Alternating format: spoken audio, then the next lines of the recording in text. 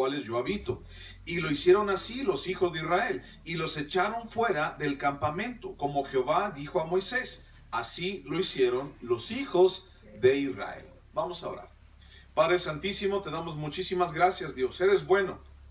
Tu gloria, Señor, es para siempre. Tu amor, Dios, es eterno, Padre. Y hoy venimos delante de ti, Jesús, con un corazón gozoso, Dios, con un corazón receptivo, Padre, con un corazón, Señor, dispuesto, Dios, a hacer tu voluntad. Hoy, Señor, te pedimos, Padre, que nos ayudes, Señor, a escucharte. Abre nuestra vida, Señor, para ti. Abre nuestro corazón, Dios, para ti. Abre, Señor, nuestra alma, Señor, para recibir tu palabra, Dios. Necesitamos de ti, Jesús. Necesitamos de ese gran alimento que solamente, Señor, podemos encontrar a tus pies. Te bendecimos, Señor, por estar aquí. Te bendecimos, Señor, por estar en nuestras vidas. Te bendecimos, Señor, porque has sido bueno. Gracias, Dios. Nos acercamos a ti en el nombre de Cristo Jesús. Amén, Dios. Amén. Bueno, Números capítulo 5. Si tú ya te has dado cuenta, Números, como ya hemos platicado, Números habla acerca de, pues, números, ¿no? De censos, de cómo se contaban, por aquí, por allá, los israelitas, los mayores de 20 años, luego agarraron a los levitas, y los de 30 años para arriba, y todos los de un mes para arriba, y bueno, ha sido una contadera de gente, y vamos a seguir contando, pero el asunto es de que, ¿Para qué se contaron esas personas? ¿Para qué fueron contabilizados todos ellos? ¿Cuál fue el propósito? ¿Cuál fue realmente el trasfondo espiritual de lo que Dios quiso hacer allí con la vida de estos hombres en medio del desierto? Es algo muy importante que no se nos tiene que olvidar. Lo hicieron, todo esto pasó en medio del desierto. ¿Ok?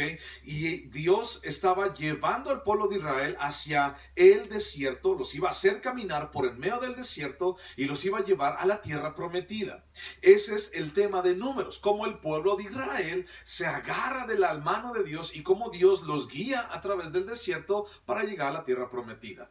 Entonces, espiritualmente hablando, es en medio de nuestros desiertos, ¿qué es lo que tú y yo estamos haciendo?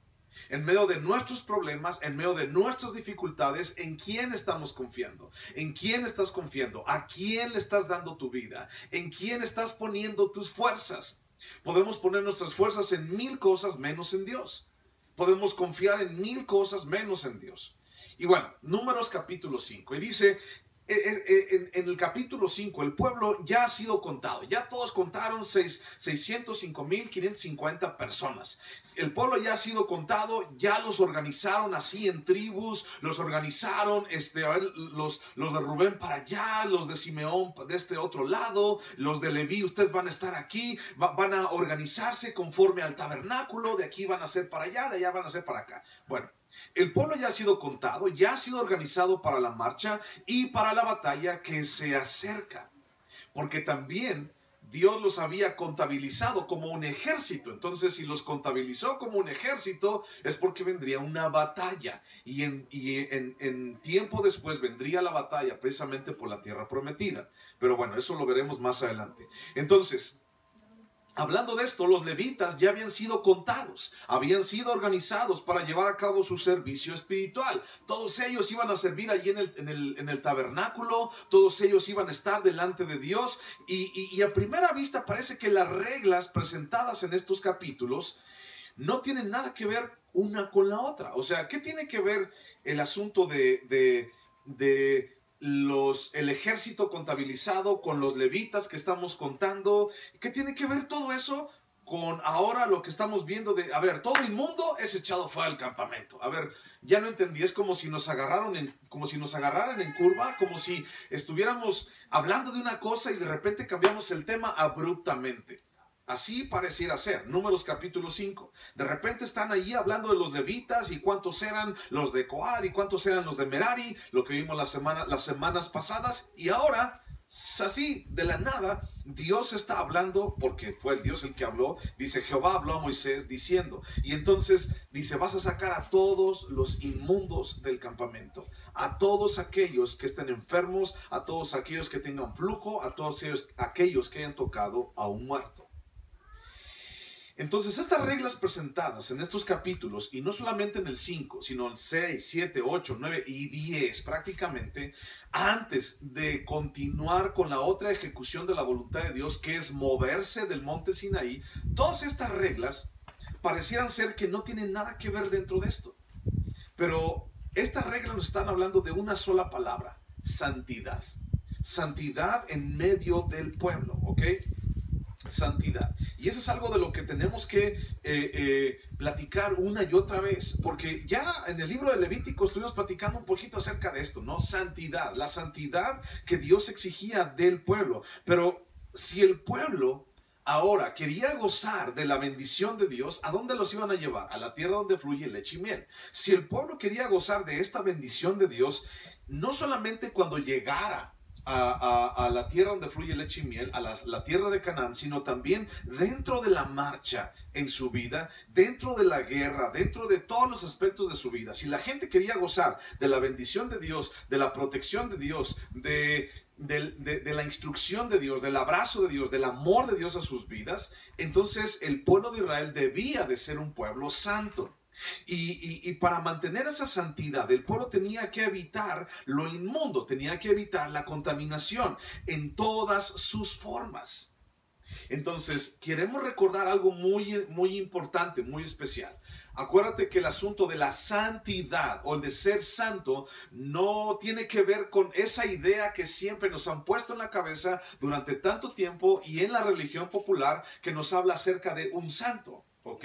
No tiene nada que ver en absoluto con esa idea. La palabra santo dentro de la Biblia tiene que ver con apartado. Yo te aparté para, yo te busqué para, yo te llamé para esto. Eso significa ser santo. Alguien que ha sido apartado para el servicio de Dios. Alguien que ha sido apartado para trabajar en Dios. Y entonces ahora, después de haber visto todo lo que es el servicio, ¿te acuerdas? Aptos para el servicio, lo espiritual, el testimonio y también el ser llenos del Espíritu Santo y el ser llenos de sabiduría, lo que vimos en semanas pasadas y aún la semana pasada cuando dijimos el tema ¿con quién cuenta Dios?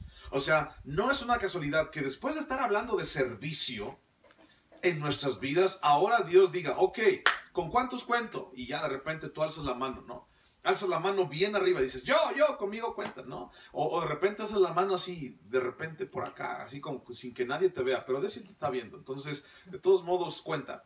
Entonces, si alzaste la mano, si tú dices, yo quiero servir, y entonces Dios dice, ok, si quieres servir, entonces te quiero santidad. Algo bien específico. Y un tema bien especial para nuestras vidas. El pueblo tenía que evitar la contaminación en todas sus formas. Y ahorita vamos a hablar de esas tres formas. Entonces, esas tres formas nos habla acerca de una contaminación moral, de una contaminación espiritual, de una contaminación social y una contaminación familiar. ¿Ok? Recuerda esos puntos dentro de lo que estamos leyendo. Contaminación moral, contaminación espiritual, contaminación social y contaminación familiar. ¿De dónde viene esa contaminación a nuestras vidas? Viene del pecado.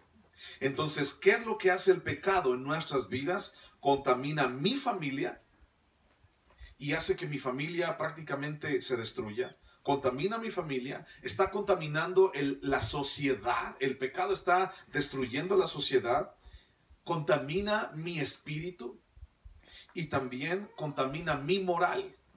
Y entonces a la gente ya no le importa portarse bien, no quiere. A la gente le decimos, es que tienes que hacer las cosas bien. A la gente no le interesa portarse bien porque su moral está contaminada por causa de lo que ve alrededor, de lo que el pecado ha ganado, de todo ese terreno que le hemos dejado ganar al pecado. La gente se ha llegado a contaminar, entonces se lleva hasta la familia y todo. Entonces todo esto resulta en pecado y también de esto resulta una débil convicción de apartarnos del pecado. Entonces, eso quiero hacer un énfasis. Los cristianos en muchas ocasiones tenemos una muy por debajo, superflua, débil, enclenque forma de convicción de que tenemos que alejarnos del pecado. Más bien a veces los cristianos como que queremos permitirnos, y hasta a veces buscamos versículos que se nos acomoden para poder encontrar un lugar cómodo dentro de la palabra de Dios, que se nos acomode, que puedo llegar a pecar, o de que eso que estoy haciendo no es tan malo. Por ejemplo, una vez a un pastor que tenía allá algún tiempo, se acercaban con él y decían: oiga, pastor, la Biblia dice que no podemos tomar. Y entonces decía el pastor: ¿por qué? Pues es que mire, pues aquí dice la Biblia que el pecado es emborracharse, pero no es pecado tomarse una, ¿verdad? Y entonces le preguntaba al pastor: ¿de dónde sacó Dios? No, pues yo era un alcohólico. Ok, si ya probaste demasiado, ¿qué no estás hastiado ya de todo eso? A mí también, decía él, a mí también Dios me sacó de eso, yo ya me hastié, ya no quiero. Entonces, ¿por qué quieres tú regresar allá? O tal vez, es que como Jesús tomó vino, entonces pues yo también voy a tomar vino. Si Jesús lo hizo, ¿por qué yo no? Si Jesús lo hizo y no fue pecado y no pecó, entonces pues no es pecado. Y la gente se agarra de allí. O tal vez, como Salomón tuvo tantas esposas, 700 esposas y 300 concubinas, ¿por qué yo no puedo tener pues otra mujer? ¿Por qué yo no puedo tener otro hombre? ¿Por qué yo no puedo tener algo más? Y entonces todo eso se convierte en pecado. Y el pecado viene a destruir desde tu familia hasta la sociedad y nuestra moral. Entonces, el día de hoy, la moral, nada más fíjate, vete en la calle y no necesitas ir ni a una ciudad grande. O sea, vete aquí a Silao, vete aquí a la aldea, vete aquí a Romita y camina por las calles. Bueno, cuando no haya tanta pandemia y tanta gente, ¿no? Pero fíjate por las calles y la inmoralidad sexual, la inmoralidad en las personas, híjole, está al por mayor. No tenemos que ir a ninguna parte. Ya está en nuestra casa, está alrededor de nosotros. Entonces, todo esto ha venido a contaminar nuestra sociedad y esto ha venido a ser parte, un eslabón, una cadena, un plus, algo más de lo que la gente hemos llegado a poner, un granito, un granote de arena para que nuestra sociedad esté así como la vemos, agonizando. Como te decía hace rato, Guanajuato está en el primer lugar de violencia en México. Y eso no es posible. No es posible, o sea, eso da pena. Entonces, tenemos que empezar a trabajar ahí. ¿Y dónde estamos los cristianos trabajando? ¿Qué estamos haciendo? ¿Metidos en nuestra casa porque tenemos miedo al coronavirus o qué? ¿Dónde estamos? ¿Qué estamos haciendo? Tenemos que empezar a pensar diferente. Busca Deuteronomio capítulo 7, por favor. Deuteronomio capítulo 7, versículos 6 y 8, y dice: porque tú eres pueblo santo para Jehová tu Dios. Jehová tu Dios te ha escogido para hacerle un pueblo especial, más que todos los pueblos que están sobre la tierra. No por ser vosotros más que todos los pueblos os ha querido Jehová y os ha escogido, pues vosotros erais el más insignificante de todos los pueblos, sino por cuanto Jehová os amó y quiso guardar el juramento que juró a vuestros padres, os ha sacado Jehová con mano poderosa y os ha rescatado de servidumbre de la mano de Faraón, rey de Egipto. Conoce pues que Jehová tu Dios es Dios, Dios fiel, que guarda el pacto y la misericordia a los que le aman y guardan sus mandamientos hasta 1000 generaciones. Entonces, este pasaje a mí me recuerda mucho por qué estamos aquí. Me recuerda mucho el para qué estamos aquí. Tal vez tú puedas llegar a pensar: ok, aquí estamos y estamos prácticamente en medio de nada, pero ¿por qué estamos aquí? ¿O para qué estamos aquí? Bueno, ahí está. Y yo lo agarro para mí, o sea, éramos como el más insignificante. Hablando de iglesias aquí en Silao y a nuestro alrededor, éramos de los más insignificantes. Ni siquiera es la iglesia más grande de Silao para poder tener un espacio como este. En otras palabras, nos hubiera bastado con un ternito bien chiquitito, pero Dios quiso esto. ¿Por qué? No lo sé. Entonces, ¿tú crees que por ser más que los demás? ¿Tú crees que es por ser más guapos que los demás? Yo no lo creo. El asunto es que Dios tiene algo, pero también ese pueblo que Dios escogió como el pueblo de Israel, Dios lo escogió para hablar de las maravillas de Dios a los demás pueblos. Y ahora Dios nos trae a una tierra prometida que durante más de 10 años estuvimos orando por un terreno y nos trae aquí y nos trae a nuestra tierra prometida. ¿Para qué?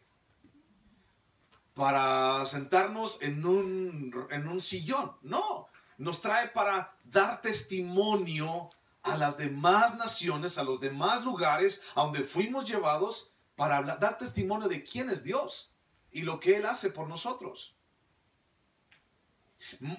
Tú no ves porque estás de espaldas, pero por allá en el camino o el que usualmente llegas y por este otro que está aquí de este lado, o sea, al principio, bueno, siempre pasa gente. Pareciera que no, pero siempre pasan personas. Y al principio cuando llegamos aquí hace unos meses, cuando, por ejemplo, yo empecé a comprar material de construcción, yo les decía, mire, es que vas por allí, camino al cuello, y lo das por acá, y es que no sé dónde. Bueno, pues hay preguntas. Después ya de tiempo, de unos meses que ya hemos estado aquí, llego a una tienda de materiales y compro material para construcción, y me dice, ¿a dónde se lo llevo? Le digo, mira, ahí camino al cuello una carpa blanca. Ah, sí, con el templo que están haciendo. Órale. Ya saben. La gente ya sabe. Ahí con los hermanos. Sí, ahí con los hermanos. O sea, si me identificas, pues órale. Calvary Chapel dice ahí. Ahí con los hermanos, carpa blanca. Ah, sí, ya. Ok. Y ya los ubican porque siempre se fijan. Ahora, una vez hicieron una encuesta en una iglesia que estaba en una colonia así, muy grande, con mucha gente. Y entonces a la gente alrededor le hicieron una encuesta y le dijeron, a ver, tú, la iglesia fulana de tal, que ha estado aquí en tu colonia durante más de 20 años, ¿cómo te ha influenciado? ¿Cómo te ha ayudado? ¿De qué manera ¿de qué manera has tenido relación con las personas de la iglesia? ¿Ha sido bueno? ¿Ha sido malo para ti? Y la gente decía, ¿iglesia? ¿Cuál iglesia? Esa que está allí. ¿Es una iglesia? Sí. Pues yo nomás veo que se mete gente allí, pero yo nunca supe que era una iglesia. Eso es muy triste. Podemos estar aquí y nadie a nuestro alrededor, pero la gente ya sabe de qué es. Y aún la gente ya está siendo bendecida materialmente y espiritualmente. Te lo digo porque tengo los pelos de la burra en la mano. Material y espiritualmente por ti y por mí y por Dios en primer lugar. Pero ¿qué vamos a hacer? ¿Qué sigue? Entonces, hemos sido llamados en medio de una situación como esta y en medio de un lugar así. O sea, el asunto de estar en un lugar en donde es el más violento de quién sabe cuántos otros lugares es por algo. Y no podemos tener miedo. Es algo a lo que te invito. No tengas miedo de la inseguridad. No tengas miedo de la violencia. Dios tiene tus días contados. Y Él va a saber cuándo. Y el día que te toque o me toque a mí, ¿sabes? Ese día va a ser el mejor día. Para mí vivir es Cristo y el morir es ganancia, porque nos vamos directamente con Él. Ya no va a haber sufrimiento, ni dolor, ni deudas. Ni dolor de muela, ni coronavirus. Allá no hay coronavirus, mi hermano. Pura gloria, pura hermosura. Pero tenemos que hacer lo que tenemos que hacer. Y tenemos que empezar a trabajar. Y de verdad, nomás estoy dejando que termine enero para empezar a planear. ¿Qué vamos a empezar? ¿Qué vamos a hacer? Ya de allí, mucho trabajo por hacer. ¿Quién me ayuda a regarla, toda esa tierra que estamos allí? ¿Quién me ayuda a regarla? En 15 días. Los espero a todos los hombres con su pala para que me ayuden a regarla. ¿Sí o no? ¿Qué pues? Va a decir Fernando, ¿qué pues? ¿Me lo van a dejar todo a mí? Va a decir él. No, ayúdame. Échame la mano. Así como hay aquí algo que hacer, también hay muchos otros lugares donde hacer. Ya te lo dije hace rato. Entonces, somos un pueblo escogidos, pero no para ser princesos, para ser niños bonitos, sino somos un pueblo escogido para hablar de Dios. Entonces, dentro de ese servicio a Dios que tú y yo le hemos prometido, también está la santidad. Y recordemos que el campamento de Israel estaba rodeado, estaba organizado en torno al tabernáculo. Es decir, en algún momento platicamos de esto.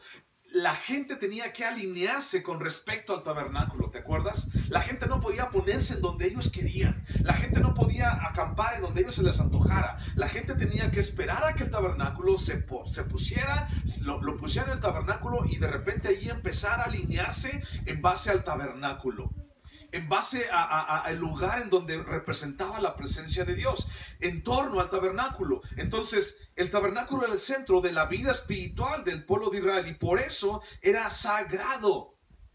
El arca de la alianza era un símbolo de la promesa y de la presencia de Dios que habitaba en medio del pueblo, y esa arca, el arca del pacto, santificaba el territorio ocupado por el campamento, y por lo tanto el pueblo debía estar preparado para tener comunión en la presencia de Dios con santidad. O sea, en el momento en el que el tabernáculo paz se sienta en un lugar, era declarado un lugar santo. Y entonces todo el campamento alrededor del tabernáculo también empezaba a tener un compromiso de santidad, porque Dios venía y Dios moraba y Dios llenaba el tabernáculo. Dice más adelante, lo vamos a ver, con la Shekinah, la presencia de Dios. Y entonces el tabernáculo era llenado y entonces la gente podía ver la presencia de Dios allí. La nube de día, la columna de fuego en la noche, y la gente podía ver la presencia de Dios, y la gente tenía que estar preparada para esa presencia de Dios en santidad. Ahora, eso de la santidad es lo que vamos a hablar un poquito el día de hoy. Juan capítulo 3, versículo 19. Búscale por favor. Juan capítulo 3, versículo 19. Estamos hablando de la santidad y de no contaminarnos, ¿ok? Juan capítulo 3, versículo 19, y dice: y esta es la condenación, que la luz vino al mundo, y los hombres amaron más las tinieblas que la luz, porque sus obras eran malas. Porque todo aquel que hace lo malo aborrece la luz, y no viene a la luz, para que sus obras no sean reprendidas. Dice, todo aquel que ama las tinieblas aborrece la luz. Y si tú y yo hemos sido sacados de las tinieblas, tenemos que aborrecer la luz. Perdón, si tú y yo hemos sido sacados de las tinieblas, tenemos que aborrecer las tinieblas y amar la luz, no al revés. Tenemos que buscar hacer las cosas bien, tenemos que buscar, aunque nos cueste y aunque Dios nos confronte, tenemos que hacer las cosas conforme al propósito de Dios, no al nuestro.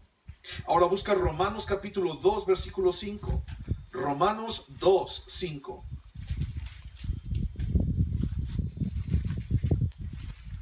Romanos 2, 5 dice, pero por tu dureza y por tu corazón no arrepentido, atesoras para ti mismo ira para el día de la ira y de la revelación del justo juicio de Dios, el cual pagará a cada uno conforme a sus obras. Tú y yo atesoramos por nuestro duro corazón ira en contra nuestra por causa de seguir amando las tinieblas. Y por eso el tema es: apártate de la maldad, apártate del pecado, echa fuera eso de tu vida.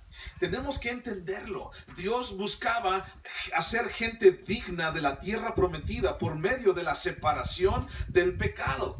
Dios quería que la gente se apartara del pecado, y el pueblo de Israel traía tantos vicios que heredó de Egipto. El pueblo de Israel tenía tantos vicios como la idolatría. ¿Cuántos dioses en Egipto te acuerdas? ¿Te acuerdas? Muchos. Unos con cara de chacal, otros con cara de cocodrilo, otros con cara... Y entonces tenía muchos dioses y honraba a sus deidades de una manera. Y entonces el pueblo de Israel creció así, viendo todo eso.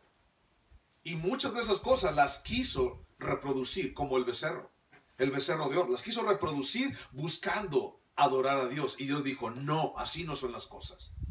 Entonces, ¿cuántos de esas cosas tenía que empezar a desarraigarse el pueblo de Israel? Pero Dios buscaba a través de este proceso, a través del desierto, hacer un pueblo digno de la tierra prometida, porque Dios había expulsado a todas esas personas de Canaán, de la tierra prometida, por su inmoralidad y por su pecado. No era porque nada más se le antojó a Dios, sino por su inmoralidad. Y busca Levítico capítulo 18 en tu casa, y busca cuál era la inmoralidad de aquellos pueblos, y busca qué era lo que ellos hacían. Y Dios les dice una y otra vez en Levítico, yo quiero que sean diferentes de las demás naciones. Dios buscaba ser gente digna por medio de la separación del pecado. Así también a nosotros la pureza de la iglesia debe de conservarse tan celosamente como hijos de Dios que somos. Somos hijos de Dios, redimidos y perdonados. ¿Dios ha perdonado tus pecados? ¿Cierto o falso? Sí, Dios ha perdonado tus pecados. Entonces tenemos que ser hijos dignos de esa redención y de ese perdón, de esa salvación, esperando la promesa de la vida eterna. Tú y yo somos hijos de Dios y Dios ya nos perdonó, sí, pero tenemos que quitarnos de ese pecado en nuestras vidas. Fíjate lo que dice Apocalipsis capítulo 21, el último libro de la Biblia. Apocalipsis capítulo 21. Apocalipsis capítulo 21. Versículo 10 dice: y me llevó, está hablando Juan el apóstol, y me llevó en el espíritu a un monte grande y alto, y me mostró la gran ciudad santa de Jerusalén, que descendía del cielo de Dios, teniendo la gloria de Dios, y su fulgor era semejante al de una piedra preciosísima, como piedra de jaspe, diáfana como el cristal. Dice, yo vi esa nueva ciudad, la ciudad de Jerusalén. Ahora, bríncate por favor al versículo 22. Está hablando de la ciudad de Jerusalén y dice, y no vi en ella templo, porque el Señor Dios Todopoderoso es el templo de ella y el Cordero. La ciudad no tiene necesidad de sol ni de luna que brillen en ella, porque la gloria de Dios la ilumina y el Cordero es su lumbrera. Y las naciones que hubieren sido salvas andarán a la luz de ella, y los reyes de la tierra traerán su gloria y honor a ella. Sus puertas nunca serán cerradas de día, pues allí no habrá noche, y llevarán la gloria y la honra de las naciones a ella. Y dice versículo 27, no entrará en ella ninguna cosa inmunda, o que hace abominación y mentira, sino solamente los que están inscritos en el libro de la vida del Cordero. No entrará en ella ninguna abominación. Esto es algo muy importante. No entrará en ella ninguna abominación. ¿Por qué es algo importante? Porque estamos hablando acerca de no contaminarnos. Y cuando hablamos acerca de inmundicia, la inmundicia no tiene cabida en Dios. Inmundicia también, hablando en los vocablos griego o hebreo, para inmundicia, también es un sinónimo de los demonios. Inmundicia también significa a lo que los demonios les gusta hacer, pecado, andar en inmundicia, andar en podredumbre espiritual. Entonces la inmundicia no tiene cabida en Dios y en los planes de Dios no hay lugar alguno para el pecado. Entonces, por lo tanto, si Dios no le gusta esto, si Dios no le gusta el pecado, Dios no le gusta la inmundicia, entonces, ¿qué nos hace pensar que la inmundicia y el pecado pueden ser nuestros amigos? A ti y a mí como cristianos. Hablo a la iglesia. ¿Qué nos hace pensar que la inmundicia y el pecado son mis amigos? Y entonces, piénsalo por un momento. Ay, no, yo no tengo ningún demonio de amigo. ¿No? Piénsalo. Piensa qué tanto has hecho a la inmundicia tu amiga. ¿Qué tanto has hecho al pecado tu amigo, tu cómplice? ¿Qué nos hace pensar que podemos controlar esto? ¿Has escuchado a un alcohólico, un drogadicto cuando le dices, déjalo? No, yo lo dejo cuando yo quiera. ¿Lo has escuchado hablar acerca así, de esa manera? ¿Qué te hace pensar? No solamente ellos. ¿Qué te hace pensar que el pecado lo puedes controlar? O sea, esa es la peor mentira, o la mejor mentira más bien del pecado para ti y para mí. No, hombre, pásale, mira, ven, tú me puedes controlar, tú puedes hacer todo lo que tú quieras. No, mira, yo soy leve, no te voy a hacer daño. Esa es la mentira del pecado. Y pensamos que podemos controlar el pecado, y pensamos que podemos manipularlo, a nosotros al pecado, a nuestra manera, a nuestra conveniencia. Pero no es así, más bien el pecado nos hace pensar eso. ¿Qué nos hace pensar que podemos controlarlo? ¿O qué nos lleva a vivir una doble intención? Sí quiero estar con Dios, sí quiero servir a Dios, sí quiero obedecer a Dios, pero también quiero seguir pecando. Sí, a ti, Señor, toda la gloria. Sí, Señor, a ti toda la honra. Pero también, Dios, déjame tantito, déjame disfrutar la vida. Es que solamente se vive una vez, como lo dice la palabra de Dios. Entonces tengo que disfrutar. También la intención de Dios es que disfrutemos. No que estemos aburridos, hermanos. Tenemos que disfrutar. Y la gente confunde. Y la gente hace otra cosa. ¿Por qué consentimos? Si a Dios no le gusta este asunto de la inmundicia, entonces ¿por qué consentimos que more, que viva el pecado entre nosotros? ¿Por qué consentimos que viva el pecado entre nosotros? Y entonces ya estamos tan acostumbrados las personas alrededor que decimos, ay, es que, ay, pues ni es el primero ni el último. Ay, pues mira, mija, pues es que hay más personas que también les ha pasado eso como a ti. ¿Por qué consentimos que more el pecado entre nosotros? ¿Por qué amamos la muerte y la destrucción antes que la restauración? Porque la paga del pecado siempre es muerte. O sea, nunca ha cambiado en más de 2000 años. Ni en toda la historia del ser humano. Adán pecó y murió. Dijo, si comen del fruto van a morir. ¿Y qué fue lo que pasó? Murieron. Y entonces, ¿por qué preferimos muerte y destrucción antes que restauración en Dios? Ir a Dios y decir, Señor, ayúdame. Y ya cuando Dios nos limpió, y ya cuando Dios nos lavó, y ya cuando Dios nos demostró su amor, y ya cuando Dios nos dijo, aquí estoy contigo, volvemos, dice el proverbio, como la puerca lavada regresa al lodo y el perro regresa a su vómito. Es una palabra muy dura, pero es palabra, mi hermano. Y a veces pensamos que es factible, que es bueno. Y amamos más esa destrucción. ¿O por qué estamos tan acostumbrados a vivir como a todos les gusta vivir? ¿Recuerdas que el pueblo de Israel, llegando a la tierra prometida después de un tiempo, después del periodo de los jueces, le dice a Samuel, le dice, levántanos un rey como las demás naciones? Y Samuel le dijo, ya tienen un rey, se llama Jehová de los ejércitos. No, queremos un rey como las demás naciones. Les va a poner impuestos, les va a poner cargas, les va a poner... No, queremos un rey como las demás naciones. Y Samuel fue con Dios, Señor, porque mira, dáselos, se van a dar cuenta. Y allí empezó la destrucción del pueblo de Israel. Entonces, ¿por qué queremos ser como los demás? ¿Por qué nos gusta vivir como a los demás les gusta vivir? Has ido a una casa, una vez fue una casa que por fuera se veía una casa muy arreglada, una casa con dinero, una casa con varo. Una vez fui a una casa así, me acompañó César. Fui a una casa así porque nos hablaron que si podemos ir a orar por una persona. Y por fuera estaba muy bonita, muy arregladita, muy padre y todo lo demás, pero por dentro era un cochinero, de verdad así, feo. ¿Por qué nos gusta vivir como los demás? ¿Por qué nos gusta vivir en cochinada? ¿Por qué nos gusta vivir en medio del pecado? Y el pecado y la inmundicia traen cochinada a nuestras vidas, aún física también. Ten cuidado. Pero ¿por qué queremos seguir eso? ¿Por qué estamos tan acostumbrados a vivir como a todos les gusta vivir? ¿Por qué? Porque hemos aprendido o hemos querido vivir con el pecado.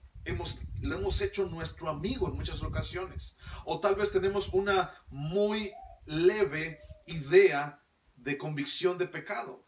O tal vez eso de apartarnos del pecado no está muy firme en nosotros. Versículo 1 y 2 de Números, capítulo 5. Dice, Jehová habló a Moisés diciendo, manda a los hijos de Israel que echen del campamento a todo leproso, y a todos los que padecen flujo de semen, y a todo contaminado con muerto. ¿Ok? 3 cosas diferentes. Dice, echa del campamento a todos los leprosos. 1. A todos los que tienen flujo de semen. 2. Y a todo contaminado con muerto. 3. ¿Ok? 3 cosas diferentes. Ahora, fíjate bien. Si somos legalistas, así como muchos pastores lo han hecho, si somos legalistas, leproso es todo aquel, espiritualmente hablando, es todo aquel que ha pecado. Que levante la mano quien no haya pecado. 2, flujo de semen. Que levante la mano el hombre que no haya tenido esa situación en su vida. Nunca. Nadie. O aquel que no ha sido contaminado con muerto. Tal vez por ahí de repente la libremos 1 o 2. Pero sabes, cuando hablamos de esto, no solamente hablamos de lo físico, estarían descartados prácticamente todos. Pero está hablando de algo mucho más sustancioso, algo mucho más espiritual que lo que vemos aquí nada más, ¡pum!, que nos brinca. Estamos hablando de algo mucho más grandioso y espiritual y trascendente. Y te lo quiero explicar. Mira, cuando hablamos de leprosos, hablamos de enfermedad, 1. Cuando hablamos de flujo de semen, hablamos de impureza moral. Y ya toma sentido de qué vamos a hablar. Y cuando hablamos de tocar la muerte, hablamos, bueno, de la muerte, de todo lo que tiene que ver con la muerte. Y te voy a explicar un poquito más. Enfermedad, impureza moral y muerte, ¿ok? 3 cosas dentro de esos 2 versículos. Busca Isaías capítulo 5, versículo 20. Isaías 5, 20. Isaías 5:20. Vamos a recordar esas 3 cosas, ¿ok? Enfermedad, impureza moral y muerte. Isaías 5:20.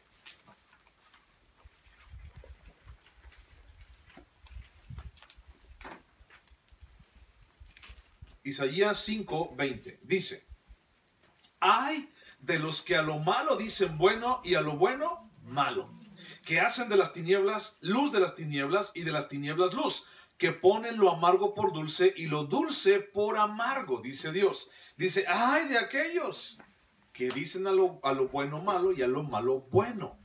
Lo bueno es malo y lo malo es bueno el día de hoy.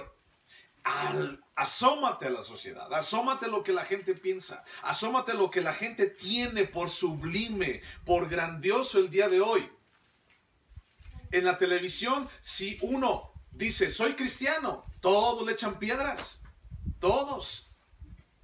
Porque no, es que cómo puedes creer en esa fe retrógrada, en esa fe cavernaria. Ya tenemos que ser abiertos. ¿Y en qué crees? Yo creo en la Biblia. No, estás completamente mal. Tienes que recapacitar. Agarra la onda. Y cuando alguien dice, soy gay, hasta le prenden cohetes. ¿Te fijas? A lo bueno le dicen malo y a lo malo le dicen bueno. Aborto. O sea, matar es bueno. Y entonces la gente está exigiendo ese derecho, entre comillas y subrayado, para su vida. Es que tengo derecho a decidir sobre mi cuerpo, dicen ellas o ellos, no sé quién. Tengo derecho a decidir sobre mi cuerpo. Sí, sobre el tuyo sí, pero no sobre el de otra persona. Y eso se llama homicidio. Se llama asesinato. Y hay por ahí una publicación, dice, ¿por qué las feministas mejor no se hacen una histerectomía? Es decir, se quitan el útero. Eso sí es decidir sobre su cuerpo, para que nadie las embarace, para que no se embaracen. Híjole, pero si me escuchan ahorita, agarran todas esas piedras y me crucifican y me matan. Me echan en toda esa madera verde. Porque a lo malo le dicen bueno y a lo bueno le dicen malo. Y cuando alguien dice algo, entonces la gente se ofende. Ellos dicen que es bueno expresarse. Y cuando yo me expreso, ahí es malo. ¿Te fijas? O sea, a lo bueno le dicen malo, a lo malo le dicen bueno. Entonces, enfermedad, impureza moral y muerte. En Juan capítulo 10, versículo 10, dice que el ladrón viene para robar y matar y destruir. ¿Y para qué vino Jesús? Para darnos vida. ¿Y vida en qué? En abundancia. Entonces, Jesús vino a traernos vida. Jesús no vino a traernos muerte, y la muerte se concibe a través del pecado. Cuando hablo de muerte, no hablo de Halloween, no hablo de Día de Muertos solamente. Hablo de todo lo que tiene que ver alrededor de la muerte. O no tiene que ver con que tengas un altar a la Santa Muerte en tu casa. No. Muchas personas pudieran pensar o llegar a pensar eso, pero no es eso tampoco. Aunque es parte de, y bueno, si tienes un altar a la Santa Muerte, pues no lo tengas, mano. O sea, está mal. Le ofende a Dios. Es un demonio eso. Entonces, la muerte es mucho más sutil. A muchos los ha cautivado eso. Dice, creo en Dios, confío en Dios, pero ella me guía, ¿no? Hablando de la muerte. O sea, hay una doble idea allí. ¿Por qué? La gente. Bueno, la muerte se concibe a través del pecado.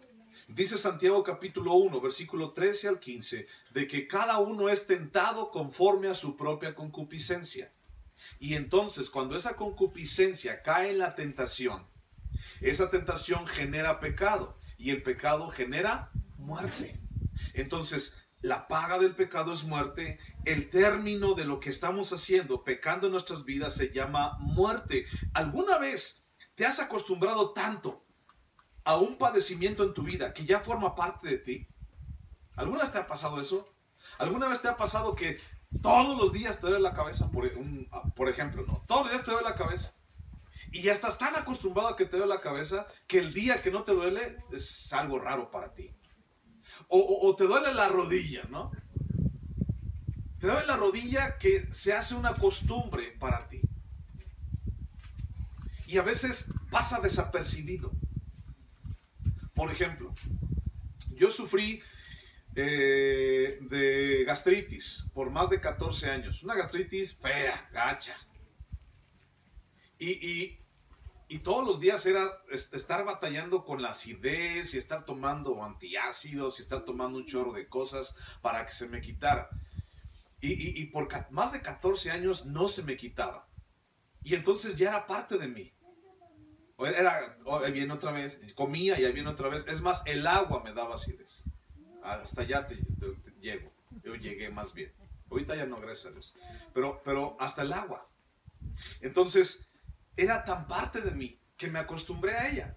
Y entonces cuando un día se la conté a un amigo, le dije, no, es que mira que yo estoy. Y dice, ¿tú? Sí, todos los días, durante más de 14 años, ¿de verdad? Dice, no, si eso me viene, si algún día me dio a mí, dice, ya no me la aguantaba, ya me sentía que me moría. Si eso me diera todos los días, dice, imagínate, me muero. Dice, digo, pues sí, más de 14 años. Pero el asunto es que me acostumbré a vivir con ese padecimiento. ¿Cuántos padecimientos te has acostumbrado a vivir con ellos? Desde tus ojos, tus oídos, tu cabeza, tu cuerpo entero, el dolorcito acá que te da cada vez que llega fulano de tal, el dolorcito acá. O sea, ¿cuántas veces te has acostumbrado a esos padecimientos que son ya parte de ti? Entonces, eso es lo que hace el pecado. El pecado nos acostumbramos de tal forma que ya en algún momento ni siquiera nos damos cuenta que estamos pecando. Y cuando alguien llega y te dice, te estás pecando en tu vida, y dices, ah, caray, ¿yo? ¿Por qué? Yo estoy bien. Yo me siento bien. Lo interesante es que los síntomas del pecado son leves, en gran mayoría. Son leves, o sea, pecas y no es así como ya te mueres. La paga del pecado es muerte, ¡pum! ¡Paz!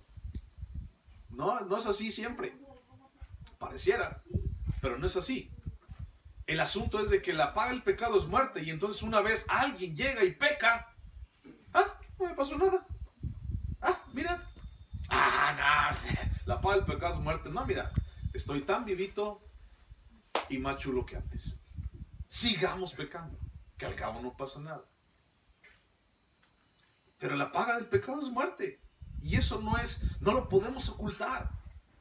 Lo interesante es que es paso a paso, como gota a gota, y puede pasar desapercibido los síntomas del pecado en nuestras vidas y nos acostumbramos, pero eso de acostumbrarnos significa nos esclavizamos. Yo me esclavicé a ese problema gastrointestinal en mi vida. Estaba esclavizado, no podía comer lo que yo quería. Hasta que cambié ciertos hábitos y entonces empecé a sanar. Y entonces eso tiene una consecuencia y en mi estómago está sensible y da consecuencias todo eso. Acostumbrarte al pecado trae consecuencias. Cuando queremos reaccionar y corregir ya es demasiado tarde. Cuando queremos hacer las cosas diferentes ya se nos fue el tren. Cuando queremos hacer las cosas de una manera diferente a todo lo demás ya es demasiado tarde. Entonces, ¿qué podemos decir, por ejemplo, de la inmoralidad sexual? Ya hablamos como de la enfermedad, ¿no? Nos acostumbramos al pecado y nos acostumbramos a esa enfermedad y esos síntomas leves. Pero, ¿qué podemos decir de la inmoralidad sexual? El segundo, flujo de semen, inmoralidad sexual. ¿Qué podemos decir de esto? Podemos decir mucho, pero te voy a decir lo siguiente. ¿Qué podemos decir de la impureza? Mira, el día de hoy, a lo bueno le dicen malo, a lo malo le dicen bueno. El día de hoy, la virginidad es un defecto. La elección de género es un derecho y un orgullo. Orgullo LGBTT y que X, Y, Z.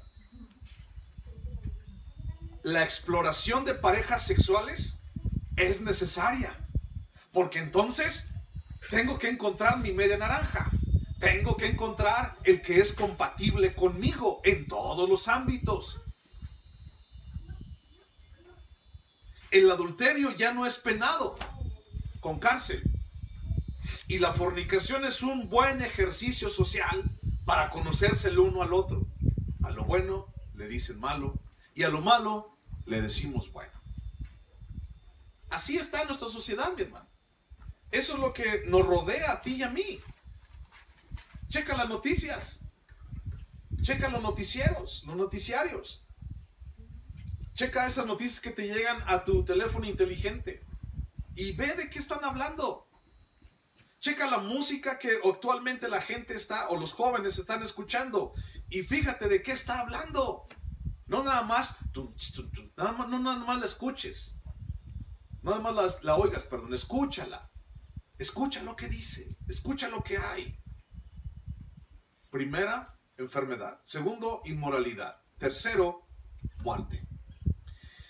Por otra parte, el tercero de los tres que estamos viendo, la muerte ha cautivado tanto a las personas que ya la muerte misma es un objeto de culto.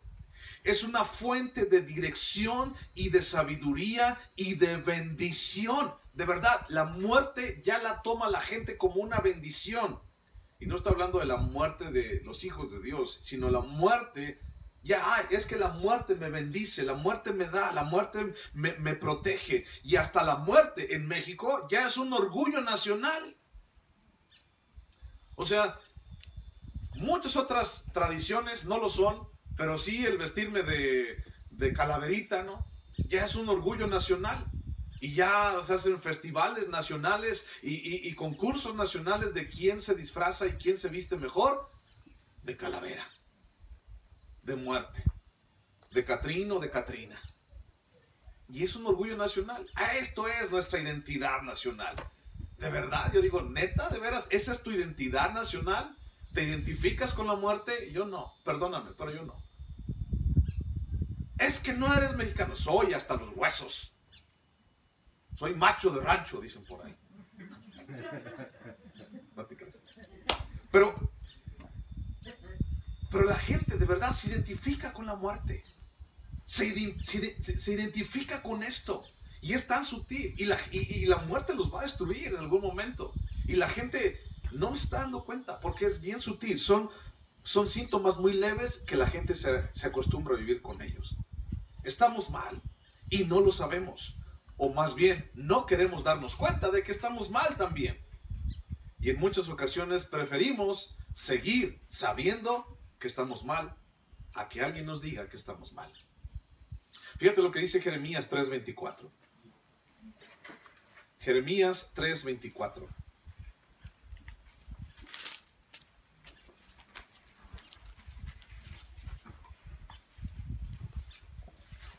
Jeremías 3:24.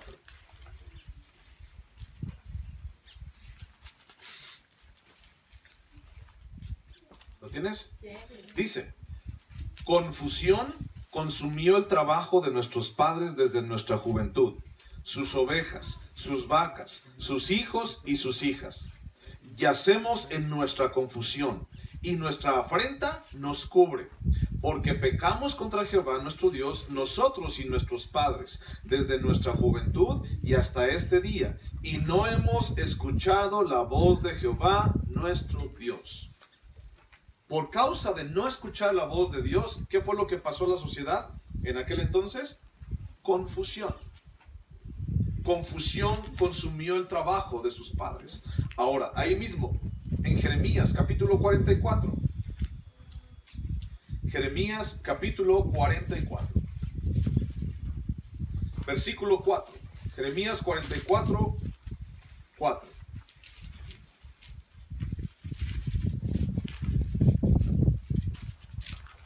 Dice: y envié a vosotros todos mis siervos los profetas, desde temprano y sin cesar, para deciros: no hagáis esta cosa abominable que yo aborrezco, dice Dios. Pero no oyeron, ni inclinaron su oído para convertirse de su maldad, para dejar de ofrecer incienso a dioses ajenos. Se derramó por tanto mi ira y mi furor, y se encendió en las ciudades de Judá y en las calles de Jerusalén, y fueron puestas en soledad y en destrucción, como están hoy.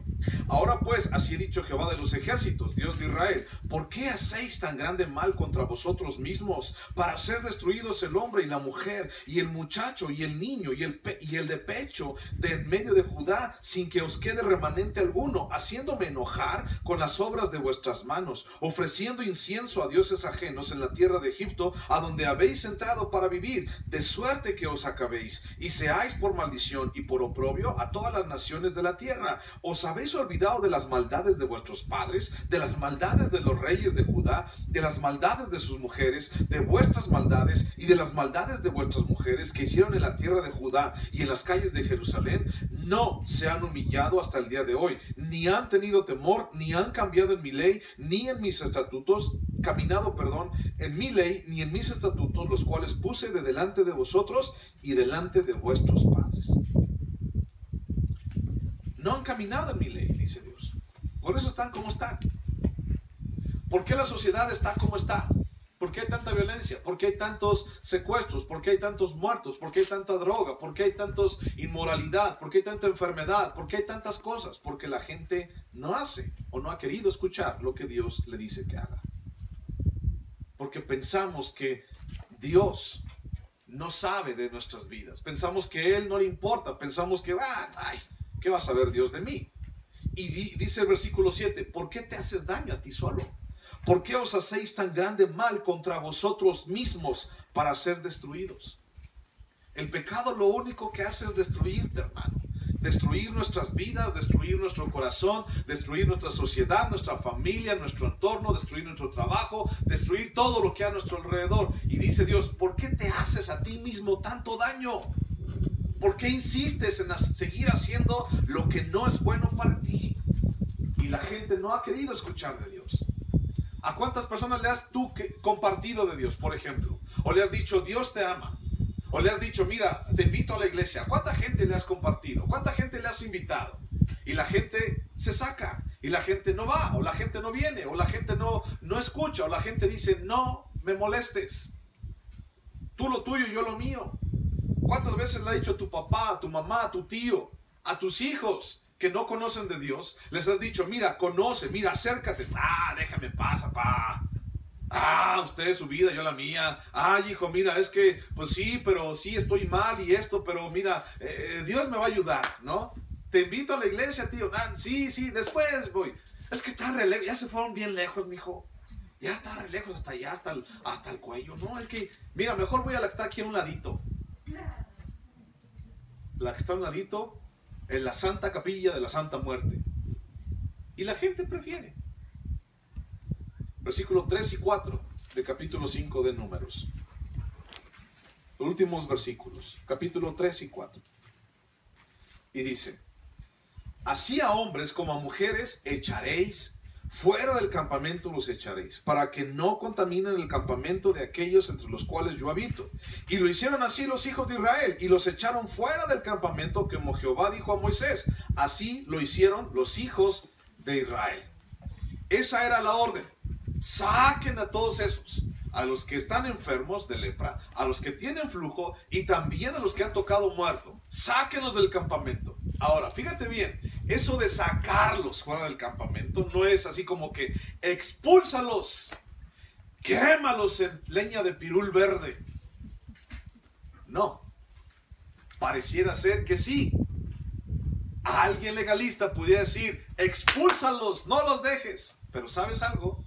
No fue así. El echarlos fuera significaba apartarlos afuera del campamento y apartarlos del centro de la presencia de Dios y llevarlos afuera para que se limpiaran, para que se lavaran, para que cumplieran en la cuarentena o el tiempo en el cual estaban apartados, por ejemplo, los leprosos, para saber si era lepra o no, o el de flujo de semen, apartarse fuera del campamento, al menos por una noche, lavarse el siguiente día y ser aceptos para estar dentro del campamento otra vez. O los que habían tocado muerto, entonces los apartaban afuera del campamento, a las orillas, a la periferia, y entonces después de que pasaba su tiempo de lavarse, de pedir perdón, regresaban al campamento. Era un tiempo, era un momento para restauración, no para condenación y crucifixión. Era un tiempo para restauración, como un hospital, pues. A todos los que están enfermos, a los que tienen flujo, a los que han tocado muertos, mándalos al hospital, al hospital. Cuando se recuperen, entonces vuélvelos a incorporar. Eso era lo que pasaba. Porque pareciera ser muy drástico, ¿no? Échalos fuera, todos. Échalos fuera para todos. ¿Sabes? El primer echado para afuera sería yo. Sí. Y luego tú, y luego tú, y luego tú, y luego tú. Y nadie estaría en el campamento. El aliento y la razón del mandamiento, del cual acabamos de escuchar, es el siguiente. Y dijo Dios, entre los cuales yo habito, dijo Jesús. Dijo Dios, dijo Jehová de los ejércitos, entre los cuales yo habito. La gente tenía que guardar santidad porque Dios habitaba en medio de ellos. La mayor razón para esta separación del pecado es porque Dios vivía en el campamento de Israel y por tanto el pecado debía ser separado. Al menos el que se veía debía ser separado del campamento, de la presencia misma de Dios, porque no podemos escoger enfermarnos de lepra. O sea, el enfermo de lepra no podía escoger, yo no quiero enfermarme, yo sí quiero enfermarme. No podía escogerlo, la lepra le llegaba.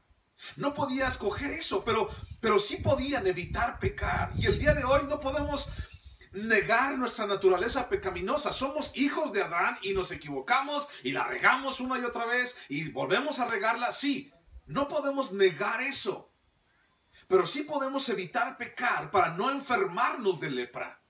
Sí podemos someter nuestra naturaleza, someter nuestra vida delante de la cruz, delante de Jesús y decirle, Señor, ayúdame. Entonces luchamos en contra de nuestra naturaleza pecaminosa, pero esta solo puede ser sometida por Jesús, no por nadie. Tú no puedes, yo no puedo. ¿Alguna vez has intentado levantarte todos los días en la madrugada para orar? Y nada más pasan como 2 días y ya después ya no puedes. Yo sí, me pasa. Porque no podemos controlarla. Pero Jesús sí puede. 2 Corintios 5:17 dice, mas para los que están en Cristo son una nueva ¿qué? Criatura. Las cosas viejas pasaron, todas son hechas nuevas. Los que estamos en Cristo Jesús, las cosas viejas pasaron, todas son hechas nuevas. Entonces nuestra naturaleza, cuando está sometida a Jesús, es completamente nueva. Y esa naturaleza nos hace entender, una nueva naturaleza, nos hace entender que ya no podemos pecar. Fuimos restituidos, fuimos rescatados, fuimos redimidos. No podemos seguir haciendo lo mismo. No podemos llegar otra vez como el perro a su vómito. No podemos hacer eso. Dice el libro de Amós, capítulo 3, versículo 3. No lo busques, te lo digo. Amós, capítulo 3, versículo 3, dice, ¿andarán dos juntos si no estuvieren de acuerdo? ¿Qué significa esto? Dice, ¿pueden dos ir caminando por un camino como amigos sin estar de acuerdo en que a dónde van juntos o en que son amigos? Por ejemplo, hablando de un matrimonio puede ir junto, caminando juntos, si no están de acuerdo. ¿Verdad que no? Somos una sola carne y entonces cuando somos una sola carne caminamos hacia el mismo lugar. Caminamos en el mismo camino. Por eso cuando hablamos de ser una sola carne en el matrimonio, hablamos de que los dos estamos de acuerdo. Entonces, si tú y yo estamos pegados a Dios, somos hijos de Dios, ¿cómo es que Dios y nosotros podemos caminar sin estar de acuerdo? Caray, ¿cómo sin estar de acuerdo? Sí, Dios dice, sed santos, y yo digo, déjame seguir pecando. Dios dice, purifícate, y yo digo, al ratito. Dios dice, entrégame tu vida entera. Y yo digo, ay, déjame seguir gozando más para allá. Dios dice, entrégalo todo. Y nosotros llegamos a decir todo lo contrario. ¿Andarán dos juntos si no estuvieran de acuerdo? Dios no puede morar en medio del pecado. Es decir, en medio de nuestra vieja naturaleza. Pero a través de Jesús, Él puede morar en nosotros. Es decir, nuestra nueva naturaleza. En Gálatas 2:20 dice, y ya no vivo yo, sino vive Cristo en mí. Y lo que ahora vivo en la carne, lo vivo en la fe del Hijo de Dios, el cual me amó y por mí se entregó. Entonces ya no vivo yo, sino vive Cristo en mí.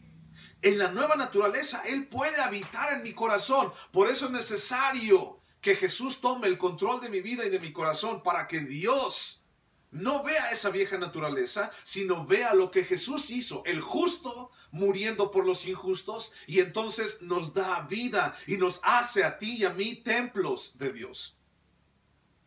En Romanos capítulo 8, versículo 6 al 8, dice, los caminos de la carne no pueden agradar a Dios. Los designios de la carne no pueden agradar a Dios. Y si quieres saber cuáles son algunos de los designios de la carne, busca Gálatas 5:19.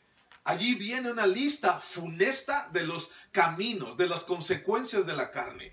Y entonces los que viven según la carne no pueden agradar a Dios porque no se someten a Dios ni tampoco pueden someterse a Dios. Entonces los que caminan en la carne no pueden agradar a Dios, pero tampoco pueden someterse a Dios. No pueden entrar en la tierra prometida si el pecado es abiertamente evidente en tu vida. No podemos. ¿Te acuerdas lo que leímos ahorita en Apocalipsis? Dice, y no entrará cosa inmunda.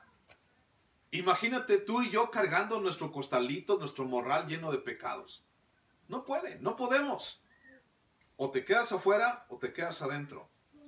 Y la única manera de entrar a la tierra prometida, la única manera de entrar a la presencia de Dios es a través de Jesús. Un solo camino, una sola verdad, una sola vida. Jesucristo. Entonces no podemos entrar en la tierra prometida si el pecado es abiertamente evidente en mi vida. Debemos de purificar nuestra vida, cambiar nuestro camino y seguir los pasos de aquel que pagó por nuestros errores y pasó por alto nuestros pecados. Es decir, debemos ir a limpiarnos de toda maldad una y otra vez. Y con este pasaje terminamos. Primera de Juan capítulo 1 versículo 9. Primera de Juan 1:9.